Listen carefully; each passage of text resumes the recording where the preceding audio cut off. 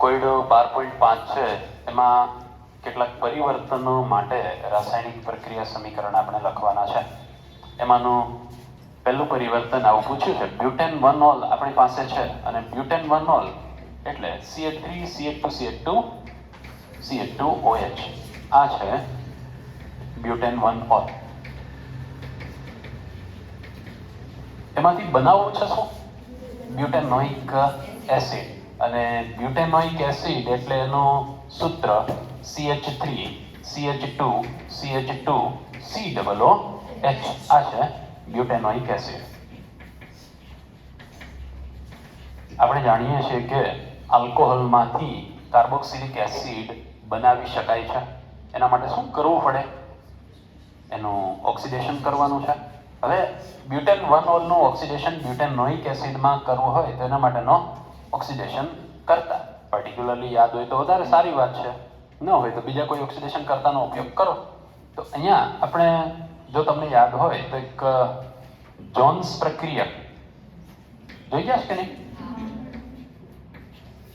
અને જોન્સ પ્રક્રિયા એટલે છે શું? CrO3H2SO4. બસ એની સાથે ઓક્સિડેશન પ્રક્રિયા કરીશું, મળી જશે કાર્બોક્સિલિક એસિડ. ક્લિયર છે? ઓકે. તો આ પહેલું પરિવર્તન થયું. બીજું કયું છે? બેન્ઝાઇલ આલ્કોહોલમાંથી ફિનાઇલ ઇથેનોઇક એસિડ.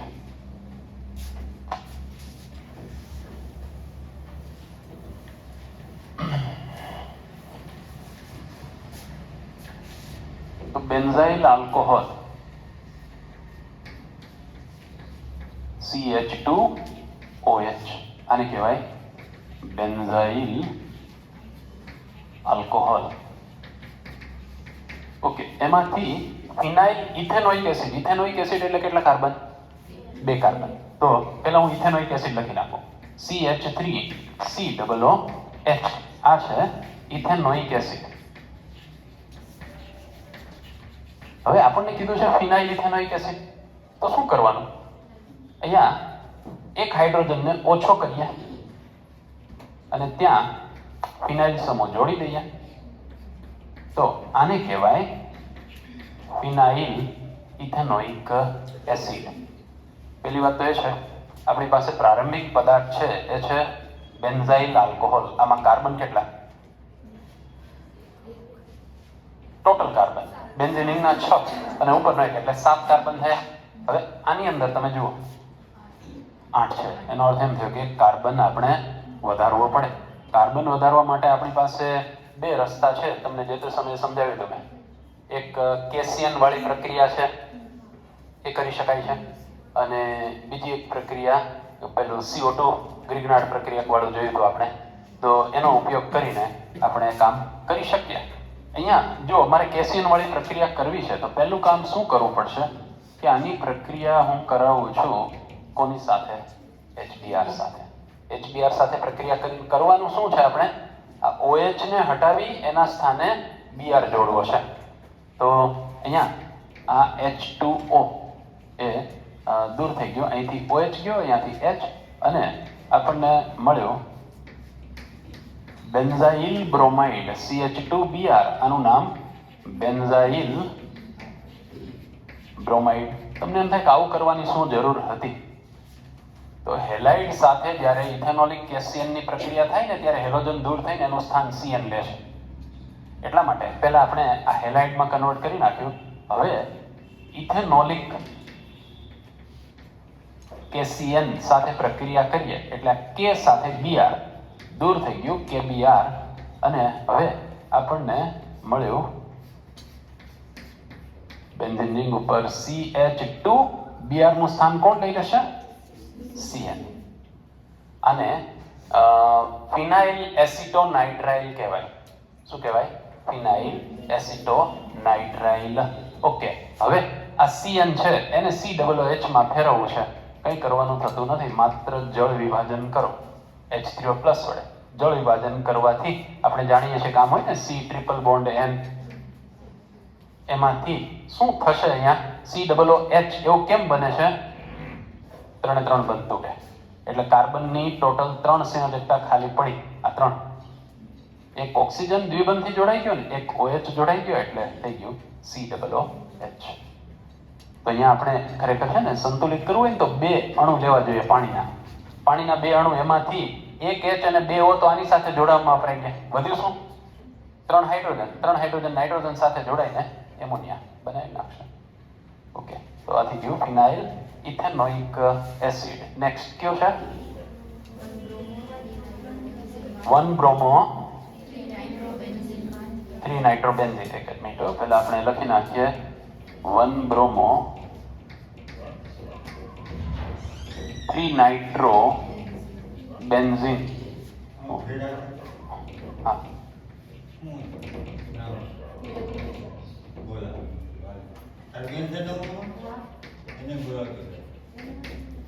1-bromo 3-nitrobenzene અને એમાંથી 3-nitrobenzoic acid એવું છે. તો અહીંયા આપણે બનાવવાનું છે 3-nitrobenzoic acid.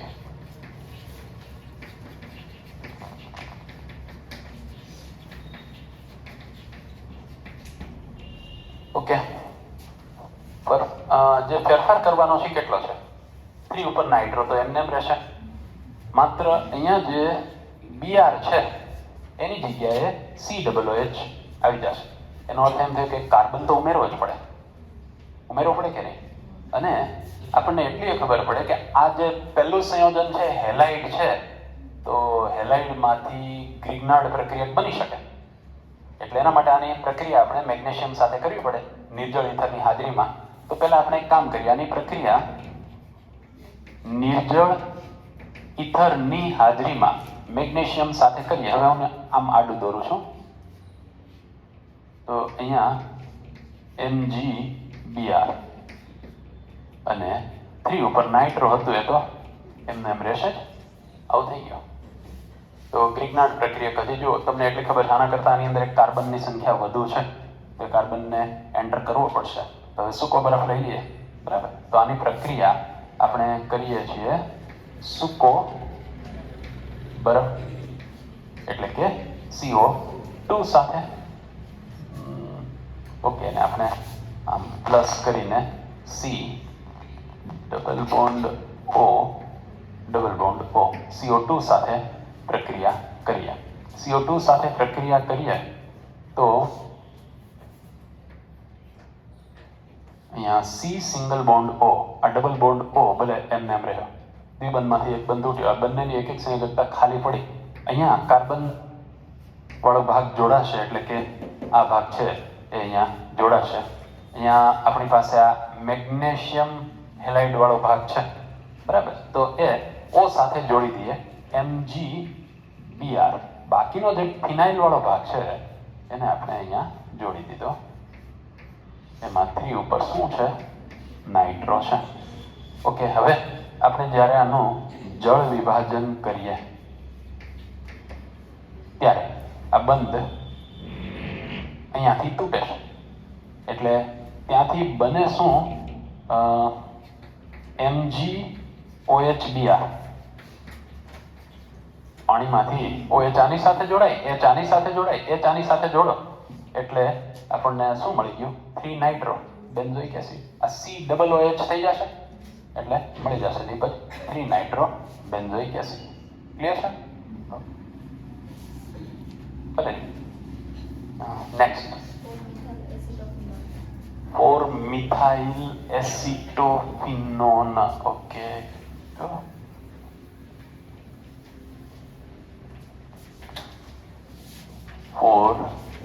4-methyl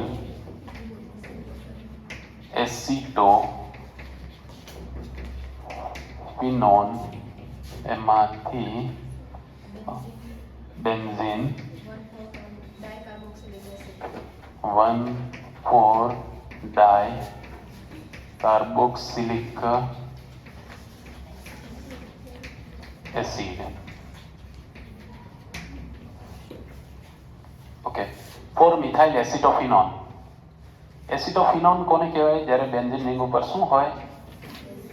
CO CH3 આ એસિટોફિનોન, એના ચોથા સ્થાન ઉપર મિથાઇલ, એટલે આ થઈ ગયું 4 મિથાઇલ એસિટોફિનોન. આમાંથી આપણે બેન્ઝીન 1,4 ડાયકાર્બોક્સિલિક એસિડ બનાવવાનું છે. એનો અર્થ એમ થયો ઉપરનો ભાગ છે એને કાર્બોક્સિલ સમૂહમાં ફેરવી નાખો, નીચેનો ભાગ છે એને પણ કાર્બોક્સિલ સમૂહમાં ફેરવી નાખીએ. એટલે કે આની પ્રક્રિયા આપણે પ્રબળ ઓક્સિડેશન કરતા KMnO4 KOH સાથે કરીએ, એની સાથે પ્રક્રિયા કરવામાં આવે ત્યારે આપણે જાણીએ છીએ કીટોનનું ઓક્સિડેશન થાય ત્યારે કાર્બન કાર્બન વચ્ચેનો બંધ તૂટે. એટલે કે આ કીટોન છે એને હું આમ દર્શાવું, અહીંથી બંધ તૂટી જશે. આનું શું થશે એની ચિંતા ન કરીએ, આ COOH માં ફેરવાઈ જશે. એટલે અહીંયા બની ગયું COOH, પણ પોટેશિયમ ક્ષાર હોવાથી આ COOK બનશે, અને અલ્કાઇલ બેન્ઝીનનું ઓક્સિડેશન કરવાથી પણ એ COOK માં ફેરવાય, અને આ પહેલા તબક્કામાં. બીજા તબક્કામાં એને એસિડિક કરવામાં આવે કોઈ એસિડ ઉમેરીને, તો અહીંયા COOH છે એ આવી જશે. આ થઈ ગયું બેન્ઝીન 1,4 ડાયકાર્બોક્સિલિક એસિડ. ક્લિયર છે? ઓકે, નેક્સ્ટ કયું છે? ઓકે,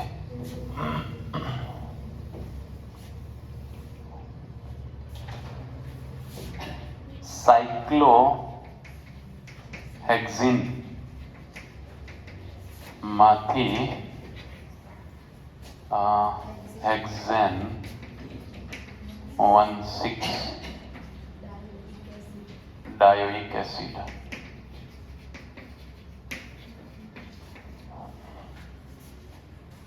ઓકે, આ થયું સાયક્લોહેક્ઝેન, અને એમાં એક દ્વિબંધ હોય તો એને સાયક્લોહેક્ઝિન કહેવાય, બે દ્વિબંધ હોય તો એને સાયક્લોહેક્ઝાડાઇન કહેવાય, ત્રણ દ્વિબંધ હોય તો સાયક્લોહેક્ઝાટ્રાઇન કહેવાય. બરાબર?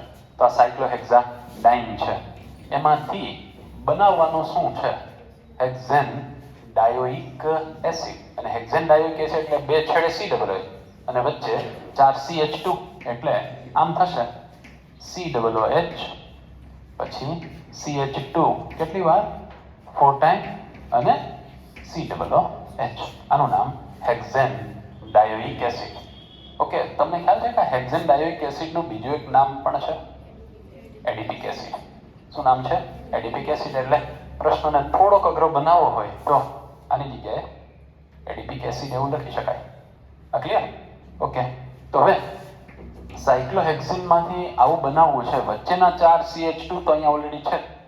અહીંયાથી જો આ ચક્ર તૂટી જાય તો આપણે જાણીએ દ્વિબંધનું ઓક્સિડેશન થવાથી પણ COOH બને છે. યાદ છે? તો એકદમ સિમ્પલ છે. KMnO4 સાથે સલ્ફ્યુરિક એસિડ, એસિડિક KMnO4 વડે ઓક્સિડેશન કરીએ એટલે અહીંયા મળશે હેક્ઝેન ડાયોઇક એસિડ. ક્લિયર છે? સિમ્પલ. જો અહીંથી આ તૂટી ગયો, એ તૂટી જાય એટલે અહીંયા બનશે COOH, અહીંયા પણ બની ગયો COOH. વચ્ચે આ રીતે તમે જાણો છો આ 1 2 3 ને 4 CH2, આ છેડાના બે COOH, એટલે મળી ગયું સીધું જ હેક્ઝેન ડાયોઇક એસિડ. નેક્સ્ટ બ્યુટેનાલ, એમાંથી બ્યુટેનોઇક acid. CH3 CH2 CH2 CHO, આ છે બ્યુટેનાલ, અને એમાંથી જોઈએ છે આપણને CH3 CH2 CH2 COOH, એટલે આ થઈ ગયું બ્યુટેનોઇક એસિડ. તો સિમ્પલ છે, આલ્ડીહાઇડને COOH માં કન્વર્ટ કરવાનું છે. તો અહીંયા તમે નિર્બળ ઓક્સિડેશન કરતાથી આ કામ ચલાવી શકો. એટલે કે એમોનિયકલ સિલ્વર નાઇટ્રેટ, જેને આપણે ટોલન્સ પ્રક્રિયક કહીએ છીએ, ટોલન્સ પ્રક્રિયક, અથવા તો આમ લખો એમોનિયકલ સિલ્વર નાઇટ્રેટ. તમારા આના લખો હોય તો ફેલિંગ દ્રાવણ લખી શકો, એના લખો હોય તો બેનેડિક દ્રાવણ લખી શકો. એ બધાથી જ આ પરિવર્તન શક્ય બનશે. ઓકે, ત્યાર પછી તમને એક પ્રશ્ન આપેલો છે લખાણ સંબંધિત પ્રશ્ન 12.7.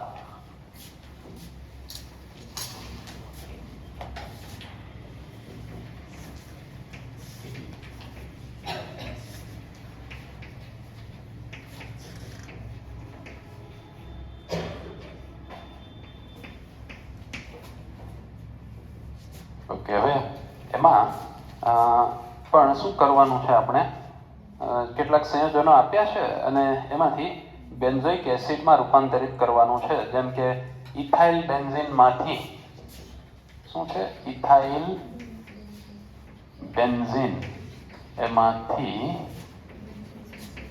Benzoic acid.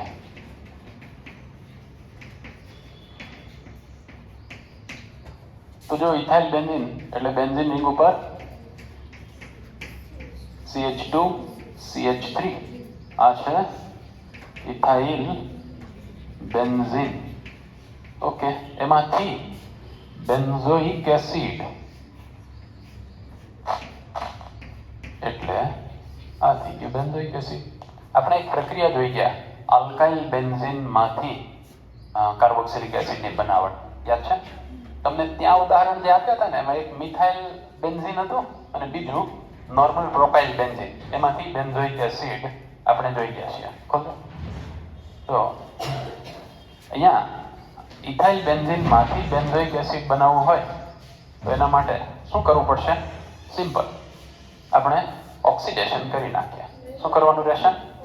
ઓક્સિડેશન કરીએ એટલે ડાયરેક્ટ એરોમેટિક કાર્બોક્સિલિક એસિડ બને, એ આપણે સારી રીતે જાણીએ છીએ. તો આનું ઓક્સિડેશન કરવા માટે થઈને તમે શું લઈ શકો? KMnO4, KOH આ પહેલા તબક્કામાં, પછી પોટેશિયમ ક્ષાર મળે છે એને બીજા તબક્કામાં H3O+ વડે બેન્ઝોઇક એસિડમાં ફેરવી શકો. તો ક્લિયર?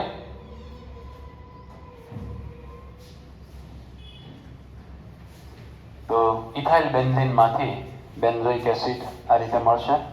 પછી છે એસિટોફિનોનમાંથી બેન્ઝોઇક એસિડ. હવે એસિટોફિનોન એટલે COCH3 અને એમાંથી બેન્ઝોઇક એસિડ. તો કોઈ ફરક રહેશે નહીં, પ્રક્રિયા તો આની આ જ રહેશે. બરાબર છે? કીટોન છે, કીટોન છે એટલે અહીંથી તો શૃંખલા તૂટશે કાર્બન કાર્બન વચ્ચેની, મિથાઇલ સમૂહ દૂર થશે અને આ કીટોન છે કાર્બોક્સિલિક એસિડમાં ફેરવાઈ જશે.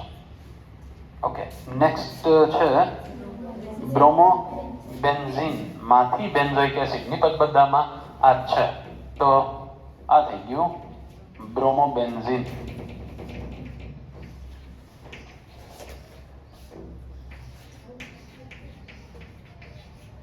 અને એમાંથી આપણે બેન્ઝોઇક એસિડ બનાવવું છે. બ્રોમો બેન્ઝીનમાં તો 6 જ કાર્બન છે, જ્યારે બેન્ઝોઇક એસિડમાં 7 કાર્બન છે. એટલે કે એનો અર્થ એમ થયો કે કાર્બન આપણે ઉમેરવો પડશે. અને આના માટે તમને ખ્યાલ આવે કે આ હેલાઇડ સંયોજન હોય તો ગ્રિગ્નાર્ડ પ્રક્રિયક બનાવી અને પછી કાર્બન ડાયોક્સાઇડને આપણે એમાં એડ કરી શકીએ. તો પહેલા પ્રક્રિયા કોની સાથે કરીએ? આપણે મેગ્નેશિયમ સાથે પ્રક્રિયા કરીએ એટલે આપણને આવી નિપજ મળે, ફિનાઇલ મેગ્નેશિયમ બ્રોમાઇડ. અને પછી એની પ્રક્રિયા આપણે CO2 સાથે કરીએ.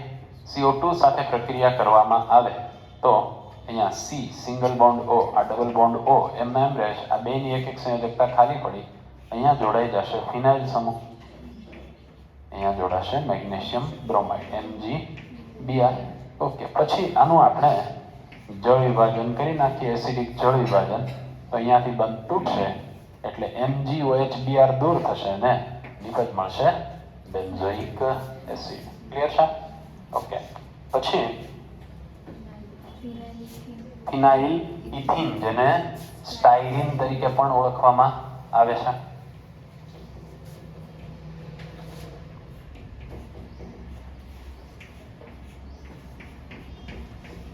CH દ્વિબંધ CH2 અને ફિનાઇલ ઇથિન અથવા તો શું કહેવાય છે? સ્ટાયરીન તરીકે ઓળખવામાં આવે છે. ઓકે, હવે આમાંથી ફિનાઇલ ઇથિન અથવા તો સ્ટાયરીનમાંથી બેન્ઝોઇક એસિડ બનાવવું છે. સિમ્પલ ઓક્સિડેશન કરી નાખો બસ. ઓક્સિડેશન કરવાથી અહીંયા ઓક્સિડેશન માટે આપણે લઈ લઈએ KMnO4 KOH direct benzene carboxylic acid એટલે કે બેન્ઝોઇક એસિડ મળશે. કાર્બોક્સિલિક એસિડ સંયોજનોના ભૌતિક ગુણધર્મો જોઈએ. જ્યારે પણ આપણે ભૌતિક ગુણધર્મો જોઈએ છીએ ત્યારે બે મહત્વના ભૌતિક ગુણધર્મોની ખાસ ચર્ચા કરીએ છીએ. ક્યાં ક્યાં? એક તો ઉત્કલન બિંદુ અને બીજી દ્રાવ્યતા. તો આ બંને ગુણધર્મો તો અહીંયા જોઈશું જ. ઉપરાંત અહીંયા તમને ભૌતિક અવસ્થા વિશે પણ થોડીક માહિતી આપેલી છે. એમાં જુઓ, જે એલિફેટિક કાર્બોક્સિલિક એસિડ છે, એલિફેટિક કાર્બોક્સિલિક એસિડ, એમાં C1 to C9 એટલે કે 1 થી 9 કાર્બન સંખ્યા ધરાવતા, કેવા? 1 થી 9 કાર્બન સંખ્યા ધરાવતા જે કાર્બોક્સિલિક એસિડ છે, એ કાર્બોક્સિલિક એસિડ અરુચિકર વાસ ધરાવતા પ્રવાહી સંયોજનો છે અને પાછા રંગવિહીન છે. તમે બધા જાણો છો કે ફોર્મિક એસિડ ખરાબ વાસ ધરાવે છે, બરાબર? આપણને ન ગમે, રુચિ ન થાય એવું, એટલે એને અરુચિકર કહેવાય. તો અરુચિકર વાસ ધરાવતા. પછી એસિટિક એસિડ, આપણે ટેબલ રિએજન્ટમાં ચોથા નંબરની બોટલમાં તીવ્ર ખાટી વાસ આવતી હોય છે. તો એ બધા આવા 9 કાર્બન સુધીના કેવા છે? અરુચિકર વાસ ધરાવતા. પછી ઉચ્ચ કાર્બોક્સિલિક એસિડ. ઉચ્ચ એટલે શું? બસ આનાથી વધારે કાર્બન સંખ્યા ધરાવતા જે કાર્બોક્સિલિક એસિડ છે એ ઘન અવસ્થા ધરાવે છે અને પાછા અબાષ્પશીલ છે. હવે ઘન અવસ્થા હોય ને અબાષ્પશીલ હોય એટલે વાસનો પ્રશ્ન આવે નહીં. આ વાત ક્લિયર છે? ઓકે. તો આ એની ભૌતિક અવસ્થા, એના વિશે આપણે વાત કરી. હવે વાત કરીએ એના ઉત્કલન બિંદુ વિશે. કાર્બોક્સિલિક એસિડ સંયોજનો છે એના ઉત્કલન બિંદુ આલ્ડીહાઇડ, કીટોન અને આલ્કોહોલ આ બધા કરતા ઊંચા હોય છે. શા માટે? તો જો, આલ્ડીહાઇડ અને કીટોન એમાં હાઇડ્રોજન બંધ છે નહીં, પણ આલ્કોહોલમાં તો હાઇડ્રોજન બંધ છે. કાર્બોક્સિલિક એસિડ પણ હાઇડ્રોજન બંધ બનાવે છે અને જ્યારે બે હાઇડ્રોજન બંધ ધરાવતા સંયોજનો છે એના ઉત્કલન બિંદુની સરખામણી કરવી હોય ને ત્યારે આપણે એ જોવાનું કે વધારે પ્રબળ હાઇડ્રોજન બંધ કોની અંદર છે. તો હાઇડ્રોજન બંધ કાર્બોક્સિલિક એસિડમાં વધુ પ્રબળ છે. એની ખબર કેમ પડે? તો જો, કાર્બોક્સિલિક એસિડ છે ને એની અંદર R C double bond O O H આ કાર્બોક્સિલિક એસિડનો એક અણુ થયો. આ બીજો અણુ R C double bond O O H આ કાર્બોક્સિલિક એસિડના બે અણુઓ છે અને એની વચ્ચે આ રીતે હાઇડ્રોજન બંધ બનાવી આ બે અણુઓ જાણે કે એક અણુ હોય એની જેમ વર્તે છે, જેને દ્વિઅણુ કહેવાય. અને આની વચ્ચે હાઇડ્રોજન બંધ પ્રબળ છે એનો અંદાજ કેમ આવે? જ્યારે તમે આને ગરમ કરો છો, બાષ્પમાં ફેરવો છો, ત્યારે પણ મોટા ભાગના હાઇડ્રોજન બંધ આ જ રીતે જળવાઈ રહી અને દ્વિઅણુ સ્વરૂપે જ અસ્તિત્વ ધરાવે છે. મજબૂત હોય તો જ બાષ્પ અવસ્થામાં એ હાઇડ્રોજન બંધ છે એમને એમ ટકી શક્યો હોય ને. એટલે આની અંદર હાઇડ્રોજન બંધની પ્રબળતા વધારે છે એવું સાબિત થયું. માટે આના ઉત્કલન બિંદુ કેવા છે? ઊંચા છે. તો આ દ્વિઅણુ સ્વરૂપે અસ્તિત્વ ક્યાં ધરાવે છે? બાષ્પ અવસ્થામાં હોય છે અને એપ્રોટિક દ્રાવકોમાં. એપ્રોટિક દ્રાવકો એટલે જેની અંદર પ્રોટોન નથી એવા દ્રાવકો છે, એની અંદર આ હાઇડ્રોજન બંધ છે એ એમનો એમ જળવાઈ રહે છે. તો સારું, આ કાર્બોક્સિલિક એસિડ છે એના ઉત્કલન બિંદુ શા માટે ઊંચા છે એ વાત કરીએ આપણે. પછી કાર્બોક્સિલિક એસિડ છે એમાં જેમ જેમ આણ્વિક દળ વધતું જાય એમ તો ઉત્કલન બિંદુ વધવાના જ ને. કાર્બનની સંખ્યા વધે એમ આણ્વીય દળ વધે, આણ્વીય દળ વધે એટલે ઉત્કલન બિંદુ છે એ વધતા જશે. સારું, હવે આપણે વાત કરીએ દ્રાવ્યતાની. તો પ્રારંભિક સભ્યો કાર્બોક્સિલિક એસિડના, જેમ કે 1 થી 4 કાર્બન છે, તો એવા પ્રારંભિક સભ્યો છે પાણીની અંદર મિશ્ર થાય છે. એટલે એનો અર્થ શું થયો? પાણીમાં એ ઓગળે છે. શું કામ ઓગળતા હશે? કારણ કે પાણી સાથે એ હાઇડ્રોજન બંધ બનાવતા હોય. દાખલા તરીકે આમ છે R C double bond O O H. તો જો આ પાણી છે, તો પાણીમાંનો જે ઓક્સિજન છે એ આની સાથે હાઇડ્રોજન બંધ બનાવે છે, અને એવી રીતે આ હાઇડ્રોજન છે ને એ R C, પછી અહીંયા જે ઓક્સિજન છે OH, તો આની સાથે હાઇડ્રોજન બંધ બનાવે. એવી રીતે આ હાઇડ્રોજન બંધ બનાવશે. તમને જો એની અંદર પાણીના કેટલા એક અણુ સાથે કાર્બોક્સિલિક એસિડના 3 અણુઓના હાઇડ્રોજન બંધ દર્શાવ્યા છે. બરાબર છે. એટલે પાણી પ્રત્યે આકર્ષણ તો ધરાવે છે. એટલે આ જે પ્રથમ 4 સભ્યો છે કાર્બોક્સિલિક એસિડના, એ પાણીની અંદર સારી રીતે મિશ્ર થઈ જાય છે, એટલે કે એની અંદર ઓગળે છે. પણ પછી શું થાય, જો ધ્યાન આપજો, જેમ જેમ આ કાર્બન શૃંખલા R વાળી જે કાર્બન શૃંખલા છે મોટી થતી જાય, એટલે એનો સ્વભાવ હંમેશા હાઇડ્રોફોબિક હોય છે, એટલે કે પાણીથી દૂર ભાગે એવો. હવે આનું આ શૃંખલા લાંબી થતી જાય એટલે એનો હાઇડ્રોફોબિક સ્વભાવ છે વધારેનો વધારે પ્રબળ બનતો જાય, અને માટે પછી ધીમે ધીમે આ હાઇડ્રોજન બંધ નિર્બળ થતો જાય, અને એના કારણે એની દ્રાવ્યતામાં શું થશે, ઘટાડો થશે. તો કાર્બોક્સિલિક એસિડ સંયોજનો છે એની દ્રાવ્યતા જે હાઇડ્રોકાર્બન ચેન મોટી બનતી જાય એમ ઘટતું જાય છે. એનું કારણ શું, કે એનો હાઇડ્રોફોબિક સ્વભાવ છે, એટલે હાઇડ્રોજન બંધ નિર્બળ બનતા જાય છે અને દ્રાવ્યતા ઘટતી જાય છે. કાર્બોક્સિલિક એસિડ સંયોજનો છે ને કેટલાક દ્રાવકો છે, આમ ઓછા ધ્રુવીય હોય ને એવા દ્રાવકો છે, જેમ કે ઇથર છે, પછી બેન્ઝીન છે, આલ્કોહોલ છે, તો એ બધાની અંદર એ ઓગળે છે સારી રીતે. એટલે દ્રાવ્યતા કોની અંદર, આવા નિર્બળ ધ્રુવીય દ્રાવકો, ઇથર, આલ્કોહોલ, પછી ક્લોરોફોર્મ છે, ક્લોરોફોર્મ, બરાબર, બેન્ઝીન, એની અંદર એ દ્રાવ્ય થતા હોય છે. તો આ થઈ ગયા એના ભૌતિક ગુણધર્મો. નેક્સ્ટ જોઈએ કાર્બોક્સિલિક એસિડ સંયોજનોના રાસાયણિક ગુણધર્મો. કાર્બોક્સિલિક એસિડ સંયોજનો એટલે RC ડબલ બોન્ડ OH. આ કાર્બોક્સિલિક એસિડ છે. રાસાયણિક ગુણધર્મોમાં આપણે શું જોઈશું એ બરાબર સમજજો. કેટલાક ગુણધર્મો છે એ દરમિયાન, એટલે કે કેટલીક પ્રક્રિયા દરમિયાન અહીંયા બંધ તૂટે છે, પણ કયો બંધ તૂટે છે, O અને H વચ્ચેનો OH બંધ કહેવાય છે, OH બંધ તૂટે છે. કેટલીક પ્રક્રિયાઓ એવી છે કે જેમાં CO બંધ તૂટે છે. કયો બંધ તૂટે છે, COH બંધ કહીશું આપણે, કેમ કે CO બંધ I થશે ને, એટલે કયો બંધ તૂટે છે, COH બંધ તૂટે છે, એટલે કે C અને OH વચ્ચેનો બંધ તૂટે છે. ઓકે. કેટલીક પ્રક્રિયાઓ એવી છે કે જેમાં આખા COOH માં પ્રક્રિયા થાય છે. ક્યાં થાય છે, આખા COOH માં પ્રક્રિયા. અને કેટલીક પ્રક્રિયાઓ માત્ર આલ્કાઇલ સમૂહ છે એની અંદર થાય છે. તો તમામ પ્રકારની પ્રક્રિયાઓ આપણે જોવાની છે કાર્બોક્સિલિક એસિડના રાસાયણિક ગુણધર્મોમાં. તો પહેલી પ્રક્રિયા આપણે આ જોઈશું, જેમાં કયો બંધ તૂટે છે, OH બંધ તૂટે. O અને H વચ્ચેનો બંધ તૂટે ત્યારે ઇલેક્ટ્રોન યુગ્મ કોની પાસે રહે, તો H કેવી રીતે દૂર થાય, H+ તરીકે દૂર થશે. જે H+ આપે એને શું કહેવાય, એસિડ કહેવાય. એનો અર્થ એમ થયો કે આ કાર્બોક્સિલિક એસિડ છે એ એસિડિક ગુણધર્મ દર્શાવે છે. બધા જ રાસાયણિક ગુણધર્મોમાં આનો એસિડિક ગુણધર્મ એ સૌથી મહત્વનો ગુણધર્મ છે.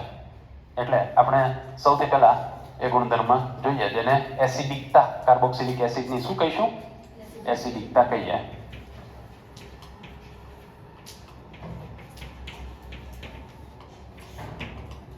કાર્બોક્સિલિક એસિડની એસિડિકતા વિશે વાત કરીએ આપણે. કાર્બોક્સિલિક એસિડ સંયોજનોનો એસિડિક ગુણધર્મ આપણે જોવાનો છે.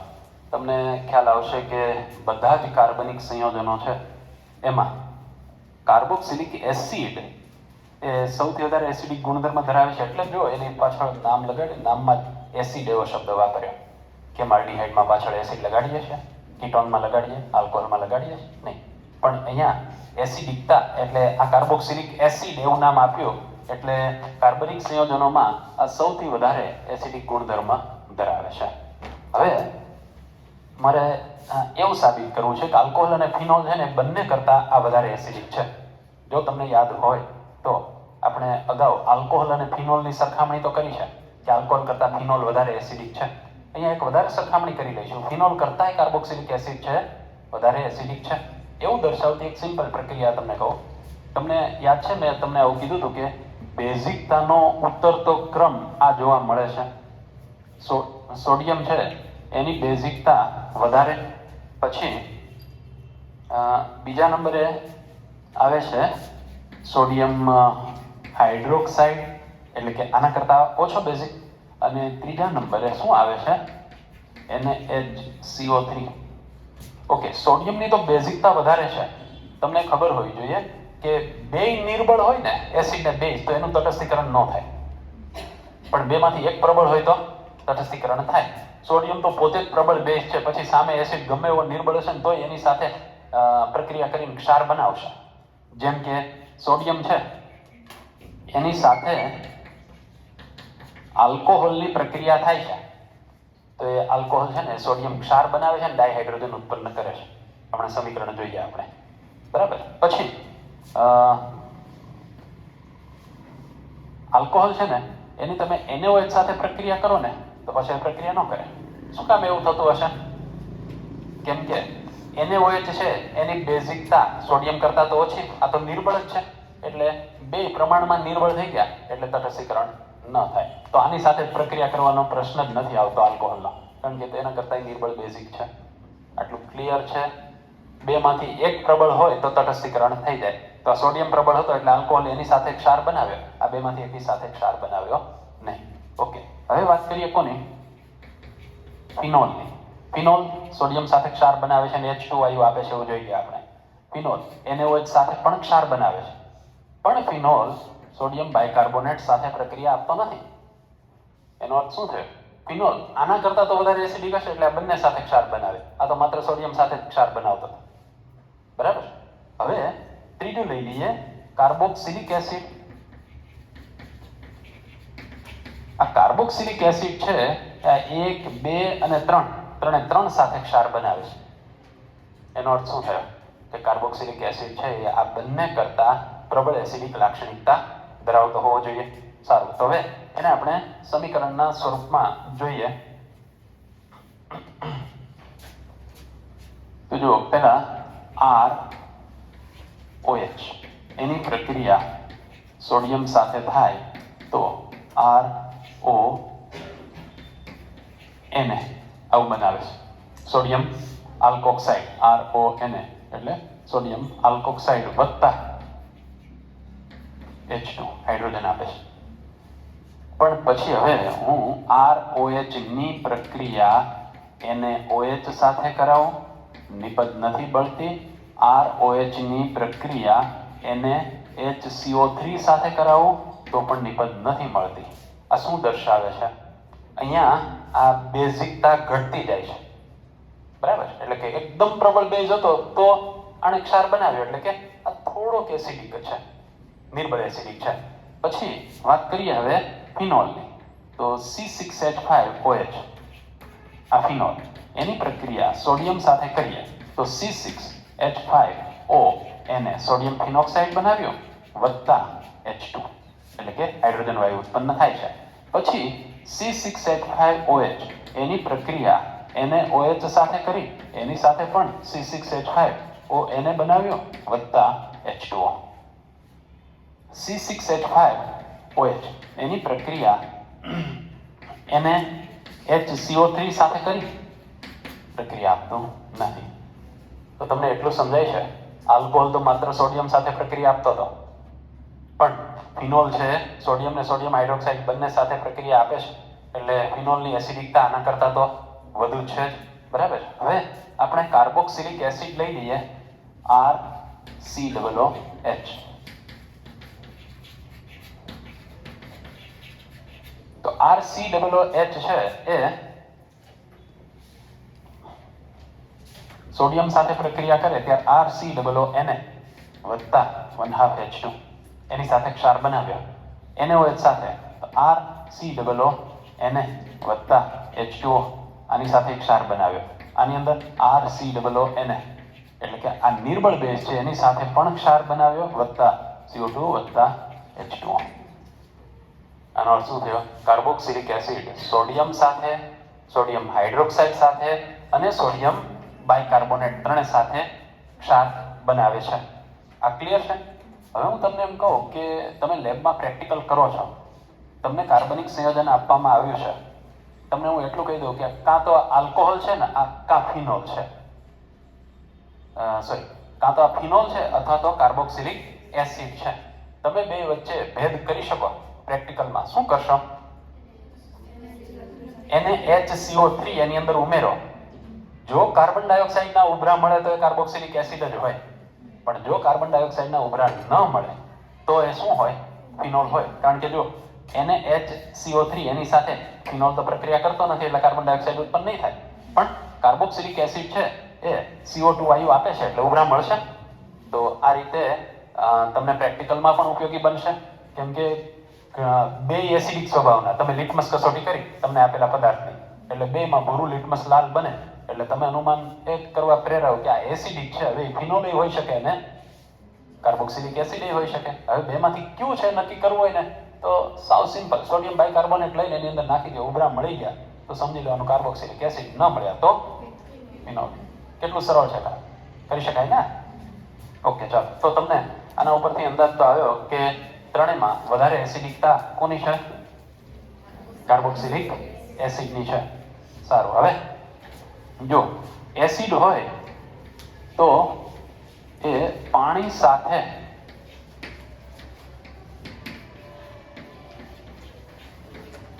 H+ આયન આપે પાણીમાં, તો આ કાર્બોક્સિલિક એસિડ પાણીની અંદર H+ આપશે એટલે RCOO- અને શું બનાવશે? H3O+ બનાવશે. બરાબર. હવે અહીંયા આ જે RCOO- છે એ સસ્પેન્શનના કારણે સ્થાયી બને છે. કોના કારણે? સસ્પેન્શનના કારણે. હું એને આમ પણ લખી શકું, RC=OOH વત્તા H2O. તો મળે શું? RC=OO- અને વત્તા H3O+. આપણે આની અંદર થતા સસ્પંદન જોવાના છે. આમાં સસ્પંદન કેવી રીતે મળે છે? આ ઇલેક્ટ્રોન યુગ્મ અહીંયા જુઓ, ઓલરેડી 2 ઇલેક્ટ્રોન યુગ્મ છે. આના ઉપર 1, 2, 3 ઇલેક્ટ્રોન યુગ્મ છે. આ ઇલેક્ટ્રોન યુગ્મ છે એ અહીંયા જાય તો આમાંથી એક ઇલેક્ટ્રોન યુગ્મ અહીંયા આવશે એટલે આવું સસ્પંદન બંધારણ થશે.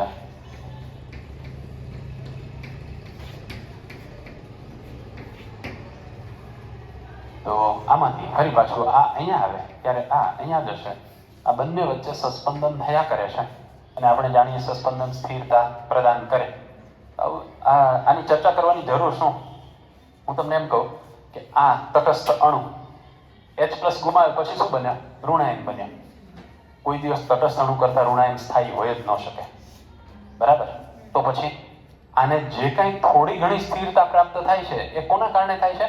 સસ્પંદનના કારણે. એટલા માટે H+H2O ને આપવા તૈયાર થાય છે. નહીતર H+ આપે જ નહીં કે હું સ્થાયી છું, શું કામે અસ્થાયી બનું? એટલે અહીંયાથી આ H+ આને આપી દે પછી પોતે સ્થિર તો રહેવો જોઈએ, તો રહી શકે છે. અને એની પાછળનું કારણ શું? સસ્પંદન. આ બે સસ્પંદન બંધારણો એટલે શું થાય ખબર? ઋણ વીજભાર છે ને એ 2 ઓક્સિજન ઉપર વહેંચાઈ ગયો થોડો થોડો. એકલા ઓક્સિજન ઉપર ધારો કે ઋણ વીજભાર હોત તો એ અસ્થાયી બની જાય, પણ થોડોક ઋણ વીજભાર આ ઓક્સિજન ઉપર, થોડોક આના ઉપર આ વહેંચાઈ જાય છે ને, એટલા માટે એ સ્થિર બની શકે છે. માટે H+ એ આપીને એસિડિક લાક્ષણિકતા દર્શાવે છે.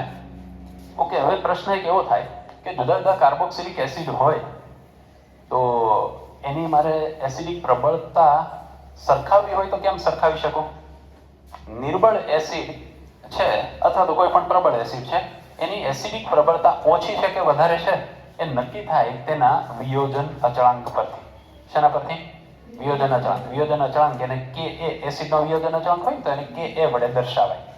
તો જેમ Ka નું મૂલ્ય ઊંચું તેમ એસિડિક પ્રબળતા વધુ, અને Ka નું મૂલ્ય નીચું હોય તો એસિડિક પ્રબળતા ઓછી, એવું કહી શકાય.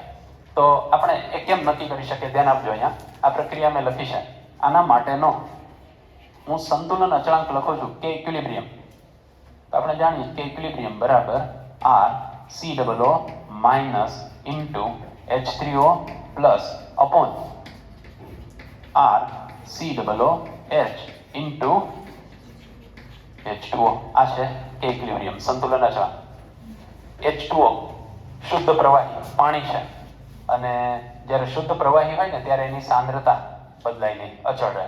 તો અહીંયા એક અચળાંક છે, અહીંયા એક અચળાંક છે. આ અચળાંકને લઈને આની સાથે હું ગુણી દઉં તો આમ લખી શકાય કે equilibrium into H2O is equal to R C minus into H3O plus upon R COOH.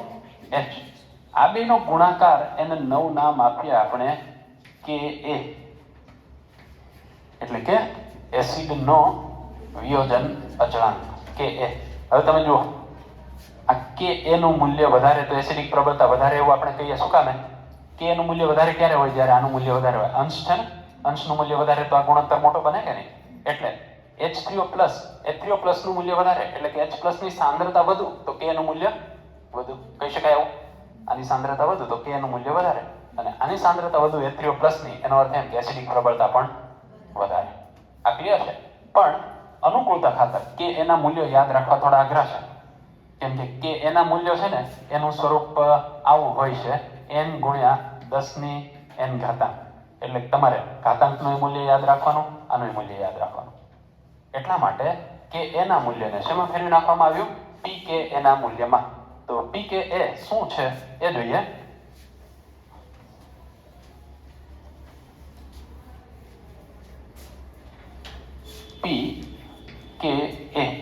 pKa બરાબર માઇનસ લોગ Ka, એટલે કે નેગેટિવ લોગ લઈ લઈએ આપણે તો એને કહેવાય pKa. હવે તમને એટલી ખબર પડી જાય કે અહીંયા ઋણ નિશાની ને અહીંયા ધન નિશાની. એનો અર્થ શું થાય? કે એનું મૂલ્ય વધુ તો pKa નું મૂલ્ય હંમેશા ઓછું. આપણે એવું જાણતા હતા કે નું મૂલ્ય વધારે તો એસિડિક પ્રબળતા વધારે, તો pKa નું મૂલ્ય વધારે તો એસિડિક પ્રબળતા ઓછી, એવું કહી શકાય. તો આ યાદ રાખજો, pKa નું મૂલ્ય વધુ તો એસિડિક પ્રબળતા ઓછી. આ વાત ક્લિયર છે? કે એ નું મૂલ્ય વધુ તો એસિડિક પ્રબળતા વધુ, પણ pK નું મૂલ્ય વધારે તો એસિડિક પ્રબળતા કેવી હશે? ઓછી હશે. સારું, તો હવે આપણે જુદા જુદા એસિડ છે એના pK ના મૂલ્યો જોઈએ ને તો એના ઉપરથી આપણને સરખામણી સરળ બનશે. દાખલા તરીકે આપણે ખનિજ એસિડ લઈએ છીએ HCl. આ કાર્બોક્સિલિક એસિડ નથી. કેવો એસિડ છે? ખનિજ એસિડ છે. HCl છે એના માટે આપણે pKa એનું મૂલ્ય જોઈએ તો એ કેટલું છે? -7, એટલે 0 કરતા ઓછું. બરાબર, -7. તો આટલું ઓછું મૂલ્ય છે એટલા માટે આપણે જાણીએ કે એસિડની એસિડિક પ્રબળતા કેવી છે? ઘણી બધી વધારે છે. એસિડની એસિડિક પ્રબળતા HCl ની ઘણી વધારે. હવે આપણે જુદા જુદા કાર્બોક્સિલિક એસિડ સંયોજનો છે એની એસિડિક પ્રબળતા જોઈએ. દાખલા તરીકે CF3COOH, તો એની એસિડિક પ્રબળતાનું મૂલ્ય 0.23 છે. પછી આપણે લઈએ C6H5COOH, એટલે કે બેન્ઝોઇક એસિડ. તો એના માટે જુઓ જે 4.19 છે. ઓકે. પછી CH3COOH, એના માટે 4.76 આટલું મૂલ્ય છે.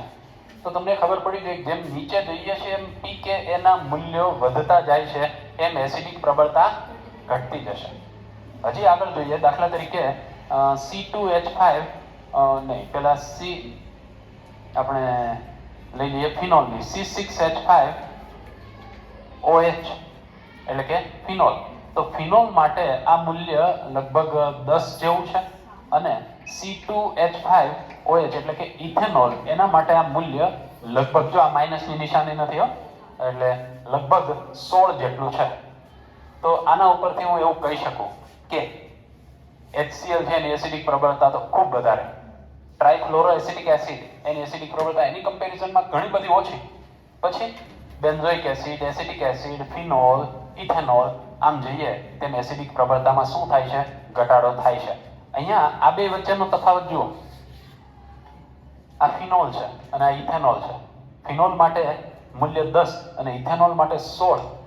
કેટલો તફાવત છે? 6 નો તફાવત. એટલે એસિડિક પ્રબળતામાં સીધો 10⁶ ઘાતનો તફાવત થાય. એટલે હું એમ કહી શકું ઇથેનોલ કરતા ફિનોલ 10 લાખ ગણો વધારે એસિડિક છે. કેટલો? 10 લાખ ગણો. 10⁶ ઘાત, 10⁵ ઘાત એટલે 1 લાખ થાય. 10⁶ ઘાત એટલે 10 લાખ. તો ઇથેનોલ કરતા ફિનોલ કેટલો છે? 10 લાખ ગણો વધારે એસિડિક છે. તો તમે અહીંયા આગળ કમ્પેરિઝન કરતા જાઓ તો તમને ખ્યાલ આવશે એસિડિક પ્રબળતામાં કેટલો બધો મોટો તફાવત આવે છે. આ વાત ક્લિયર છે? હવે સરળતા ખાતર જે pK ના મૂલ્યો છે એના આધારે જુદા જુદા એસિડ છે એની એસિડિક પ્રબળતા આવી રીતે દર્શાવી શકાય છે.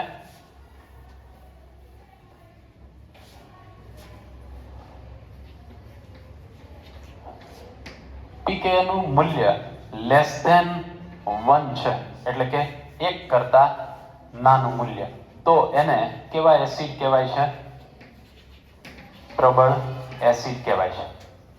જો આ મૂલ્ય 1 થી 5 ની વચ્ચે હોય તો એવા એસિડને મધ્યમ પ્રબળ એસિડ કહેવાય છે. પછી મૂલ્ય 5 થી 15 ની વચ્ચે હોય તો એવા એસિડને નિર્બળ એસિડ કહેવાય. અને જો 15 કરતા મૂલ્ય મોટું હોય તો તેને અતિ નિર્બળ એસિડ કહી શકાય.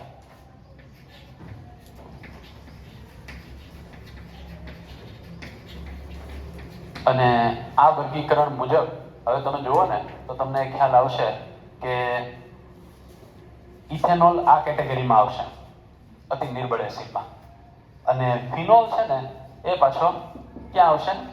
નિર્બળ એસિડમાં આવશે. પછી પેલો ટ્રાઇફ્લોરો એસિટિક એસિડ છે એ પ્રબળ એસિડમાં આવશે. ટ્રાઇફ્લોરો એસિટિક એસિડ એ પ્રબળ એસિડમાં. પછી બેન્ઝોઇક એસિડ છે અને એસિટિક એસિડ છે એ આની અંદર આવશે. આપણે હમણાં થોડી વાર પહેલા જેના બધાના મૂલ્યો જોયા ને એ મૂલ્ય ઉપરથી તમે કહી શકો કે કોની પ્રબળતા કેટલી છે, એ પ્રમાણે આપણે આને કેટેગરાઇઝ કરી શકીએ. ઓકે, આપણે એટલું તો સારી રીતે જાણીએ છીએ કે કાર્બોક્સિલિક એસિડ સંયોજનો છે એ કાર્બનિક સંયોજનોમાં સૌથી વધારે એસિડિક હોય છે. હવે આપણે સરખામણી કરવી છે કોની? ફિનોલની અને કાર્બોક્સિલિક એસિડની. ફિનોલ અને કાર્બોક્સિલિક એસિડ pK ના મૂલ્ય જોયા પછી આપણને એટલી તો ખબર પડે જ છે કે કાર્બોક્સિલિક એસિડ એ વધારે એસિડિક છે ફિનોલ કરતા. હવે શા માટે વધારે એસિડિક છે એનું કારણ સમજીએ. એટલે ફિનોલ કરતા કાર્બોક્સિલિક એસિડ વધુ પ્રબળ એસિડ છે. શા માટે એ સમજવું. સારું, હવે જો ફિનોલ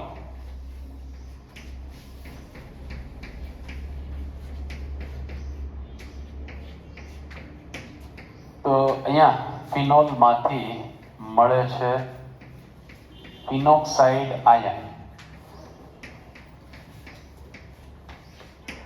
અને પ્લસ H3O પ્લસ.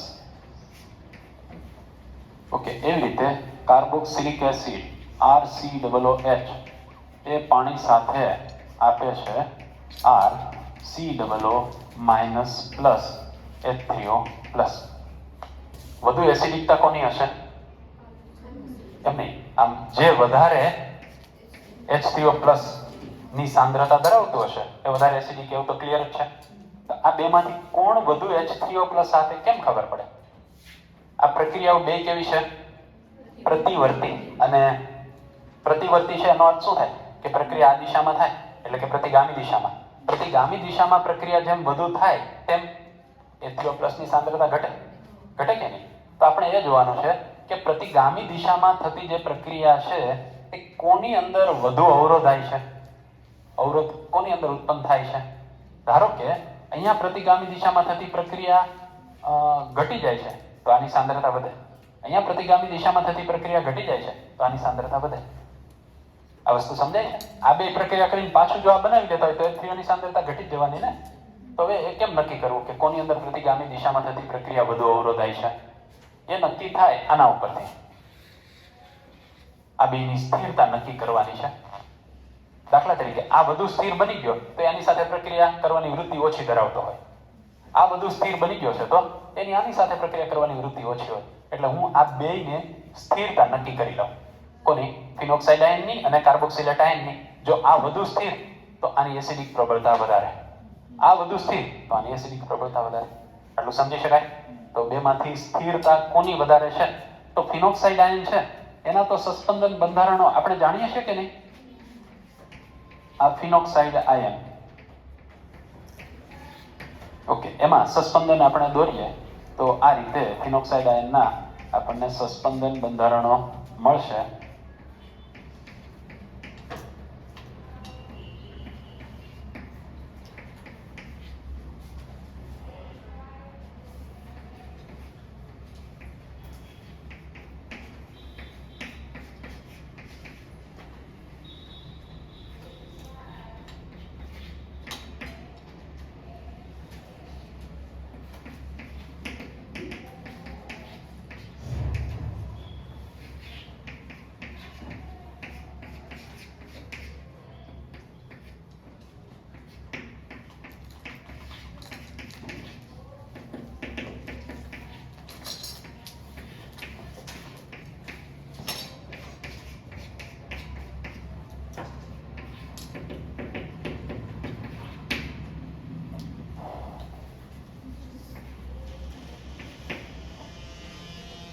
તો જુઓ, ફિનોક્સાઇડ આયનના કેટલા સસ્પેન્શન બંધારણો થયા? 5. 5 સસ્પેન્શન બંધારણો છે. સ્વાભાવિક છે કે સ્થિરતા તો પ્રદાન કરવાના જ છે. કાર્બોક્સિલિક એસિડ છે એમાંથી જે કાર્બોક્સિલેટ આયન મળે છે R C double bond O minus. તો અહીંયા આ માઇનસ વીજભાર હમણાં જ આપણે જોઈ ગયા કે આ અહીંયા આવે છે ત્યારે આ અહીંયા જાય છે એટલે R C single bond O minus અને આ કાર્બોક્સિલેટ આયનના સસ્પેન્શન બંધારણો અને આ કોના? ફિનોક્સાઇડ આયનના. હવે આ સસ્પેન્શન બંધારણો જોઈ અને શું તમે અનુમાન કરી શકો કે કોની સ્થિરતા આ બેમાં વધુ હશે? એક પહેલી નજર આપણી છે ને સસ્પેન્શન બંધારણોની સંખ્યા ઉપર જાય કે સંખ્યા વધુ હોય તો નેચરલી સ્થિરતા વધે. તો આની અંદર સસ્પેન્શન બંધારણો કેટલા છે? 5 છે. આની અંદર 2 છે. તો કોની સ્થિરતા વધે? આપણે આમ કહી શકીએ કે આની. બરાબર છે, કારણ સંખ્યા જોઈ, પણ માત્ર સંખ્યા જોઈને એના આધારે આપણે નક્કી નહીં કરીએ કોની સ્થિરતા વધારે. હવે સમજીએ. આની અંદર સસ્પેન્શન બંધારણ આપણને 5 મળે છે. એમાં ઋણ વીજભાર ક્યાં ક્યાં જાય છે જુઓ જોઈએ. એક નહીં, ઓર્થોપેરા સ્થાન નહીં ભૂલી જઈએ. એકમાં ઓક્સિજન ઉપર છે ઋણ વીજભાર, પછી બાકીનો કાર્બન, કાર્બન ને કાર્બન ઉપર. કાર્બન ઉપર ઋણ વીજભાર હોય તો એ કઈ સ્થિરતામાં એનું મોટું યોગદાન ન હોય. શું કામે? કાર્બન કા એટલો બધો વિદ્યુત ઋણ છે કે એને ઋણ વીજભાર ગમે? બિલકુલ નહીં. એટલે યાદ રાખજો કે આની અંદર 3 બંધારણો એવા છે કે જેમાં ઋણ વીજભાર ક્યાં છે? કાર્બન પર છે અને એનું સ્થિરતામાં પ્રદાન નહીં બને. એના કારણે કઈ સ્થિરતામાં વધારો થઈ શકે નહીં. તો પછી આની અંદર ઋણ વીજભાર હું એમ કહી શકું ક્યાં? એક ઓક્સિજન ઉપર અને બાકીના 3 તો ક્યાં? કાર્બન ઉપર છે. એના કારણે એની સ્થિરતા રેઝોનન્સ એટલે કે સસ્પેન્શનના કારણે કઈ ખાસ વધતી નથી. ઓકે, જ્યારે આની અંદર જુઓ, આની અંદર ઋણ વીજભાર ક્યાં? વધુ વિદ્યુત ઋણ ઓક્સિજન ઉપર અને એ પાછા 2 બંધારણોમાં ઓક્સિજન ઉપર જ છે. જો 2 જુદા જુદા ઓક્સિજન ઉપર. અને એના કારણે શું થાય? એની સ્થિરતા ઘણી બધી વધશે. કોના કારણે? સસ્પેન્શનના કારણે.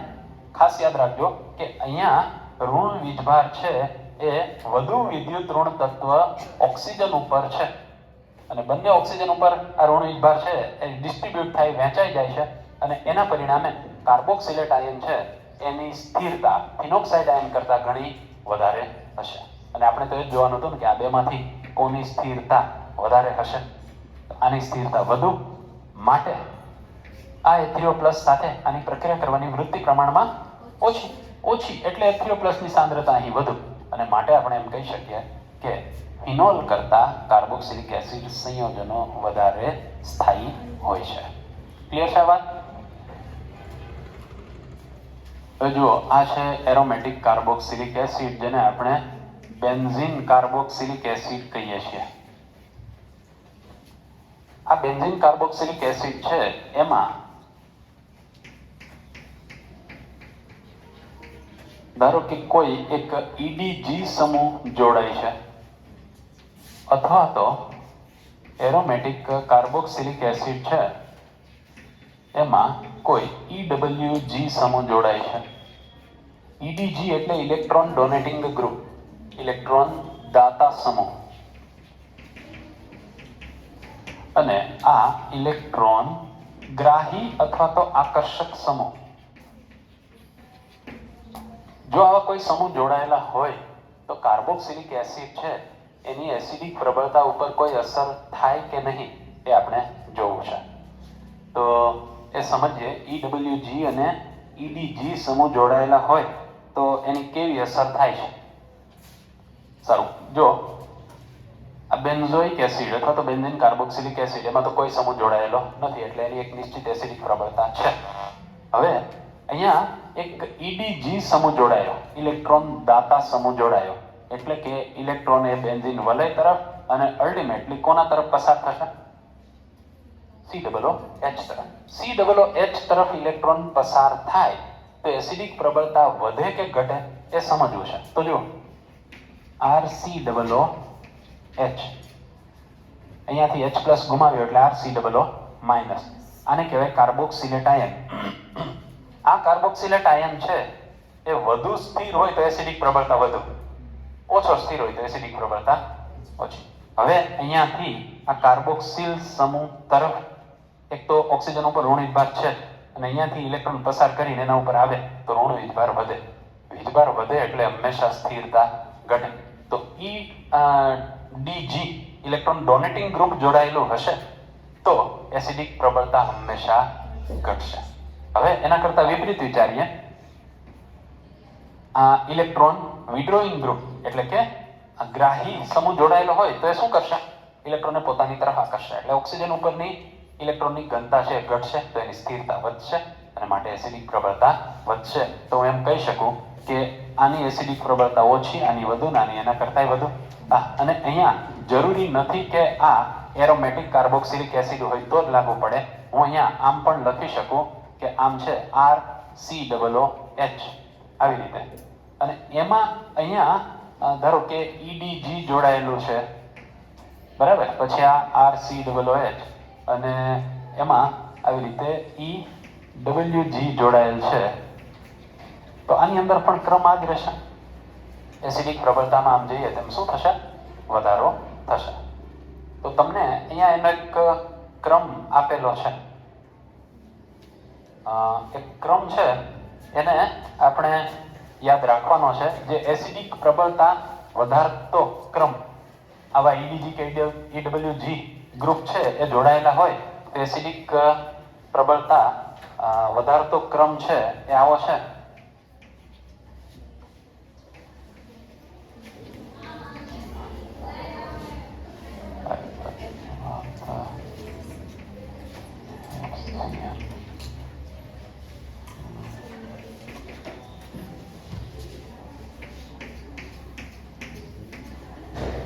તો ફિનાઇલ સમૂહ, પછી iodine, bromine, chlorine, fluorine, CnNO2 અને CF3. તો આવા સમૂહ જોડાઈને ત્યારે એસિડિક પ્રબળતા ક્રમશઃ વધે છે. કેવી રીતે? હવે નેક્સ્ટ લેક્ચરમાં જોઈશું.